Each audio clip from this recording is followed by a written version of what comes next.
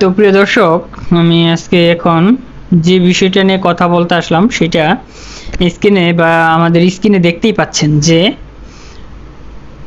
মোরকে আরবি হরফ নিষিদ্ধ চান সংসদ সদস্য। আসলে এটা শুনে আমরা অনেকেই কি করব, মানে কোনো কিছু চিন্তা না করে সে সংসদ সদস্যকে বকাবকি শুরু করব কমেন্ট বক্সে বা যেখানে পাবো সেখানেই বকাবকি।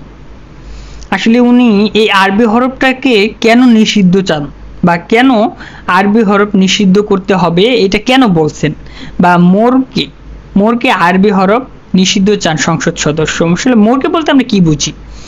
আমরা বিভিন্ন দোকানে যখন বিস্কিটের প্যাকেট, চানাচুরের প্যাকেট, বিভিন্ন প্যাকেট আমরা কিনে থাকি, বিভিন্ন খাবার দাবারের প্যাকেট, বিভিন্ন প্যাকেট রয়েছে। আমরা যাবতীয় প্রসেস ফুডগুলো বলতে আমরা দোকান থেকে যেগুলোই কিনি না কেন সবগুলোর গায়ে মূলত বেশিরভাগ ক্ষেত্রে দেখি আরবি হরফ দিয়ে লেখা রয়েছে।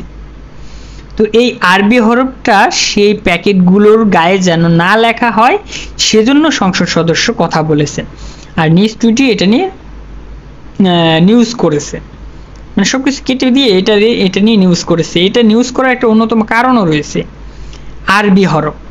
ওকে, তো আমরা এই আরবি হরফ নিষিদ্ধ চান এটা শুনেই অনেকের মাথা গরম হয়ে গেছে। হ্যাঁ, আরবি হরফ এটাকে নিষিদ্ধ করতে হবে? আমাদের কোরআনের হরফ, আমাদের মুসলিমদের হরফ, আমাদের ইসলামী, মানে এই বিষয় নিয়ে অনেকে আমরা মাতামাতি করবো। তো নিউজ টোয়েন্টি এটা নিয়ে একটু নিউজটা একটু উল্টো ভাবে করেছে। আসলেই এখানে সঠিকভাবে যদি তার থাম্বনেলটা দিত তাহলে একটু বোঝা যেত, কিন্তু আমি পরে গিয়ে তাদের নিউজ 24 এই নিউজটা পুরোটা দেখি শুনি, দেন বোঝা যায় যে এই বিষয়টাই হচ্ছে এটা। তো বিভিন্ন প্যাকেটের গায়ে যখন এই আরবি হরফ দিয়ে লেখা হয়, আমরা সেই প্যাকেটটার কাজ শেষ করার পর, মানে আমরা আমাদের ধরুন আমি একটা চানাচুর খেলাম, তো চানাচুরটা খাওয়ার পর সেই প্যাকেটটাকে তো আমি যত্ন করে আমার পকেটে রেখে দিব না, সেটা তো যত্ন করে আমি আমার ঘরে রেখে দিব না, সেটাকে তো আমি ফেলে দিব। সেটা হতে পারে ডাস্টবিনে যাবে, হতে পারে রাস্তায় যাবে, হতে পারে যে কোনো জায়গায় যেতে পারে।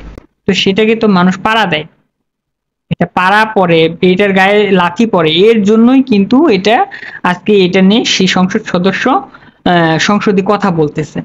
এটাতে যদি কোনো রকম পাড়া না পড়তো, এটাতে যদি কোনো রকম আমাদের অনীহা না থাকতো, যদি এটার প্রতি আমাদের কোনো ভালোবাসা থাকতো, তাহলে হয়তো এই সংসদ সদস্য এটা নিয়ে কথা বলতো না। তো উনি এটা নিয়ে কথা বলেছে, আলহামদুলিল্লাহ। খুবই ভালো লাগছে যে এই বিষয়টাকে উনি তুলে ধরেছেন। অ্যাটলিস্ট এতদিন পর একজন মানুষ পেলাম যে এই বিষয়টা নিয়ে কথা বলেছে। এটা কিন্তু আমি আজকে থেকে দেখতেছি না, আমার যখন বুঝ জ্ঞান হয়েছে, মানে আমি যখন বুঝি ঠিক তখন থেকে আমরা দেখে আসতেছি যে এই প্যাকেটগুলোর গায়ে আরবি হরফ দিয়ে লেখা হয় এবং সেটাকে আমরা পাড়া দিই। বিশেষ করে আমি যখনই আমার সামনে এই আরবি হরফ লেখাওয়ালা কোনো কাগজ পড়তো, সেটাকে আমরা গ্রামে গঞ্জে কি করতাম, আমরা সেটাকে তুলে কয়েকটা ভাঁজ করে সেটাকে বেড়াতে গুজে দিতাম। আমাদের ওদিকে বেড়া ছিল বাড়িতে, তখন কিসের বেড়া ছিল? বেতির বেড়া, মানে বাঁশ দিয়ে বানানো কাবাড়ির বেড়া, টিনের বেড়া।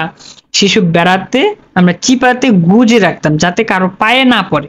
আরবি হরফ থেকে প্রথমে এটাকে তুলে মানে সালাম করতাম, সালাম বোঝেন তো, মানে বুকে লাগাতাম, মুখে লাগাতাম, কপালে লাগিয়ে সেটাকে বেড়াতে গুজে রাখতাম।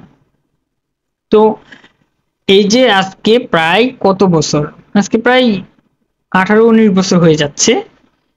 18-19 বছর ধরে এতদিন যেটা দেখে আসলাম, শুনে আসলাম, সেটা ইদানিং সেটা নিয়ে আজকে সংসদে কথা বলা হচ্ছে। এটা নিয়ে আরো আগেই কথা বলা দরকার ছিল, তো এটা নিয়ে যে ইদানিং কথা বলা হয়েছে। তো আলহামদুলিল্লাহ, তবুও একজন কথা বলেছে। তো আমরা তো সংসদে যাই না, আর আমাদের মাথায় এটা কখনো ঢুকেও নাই যে এটা নিয়ে সংসদে কথা বললে ওই জায়গায় বন্ধ হবে।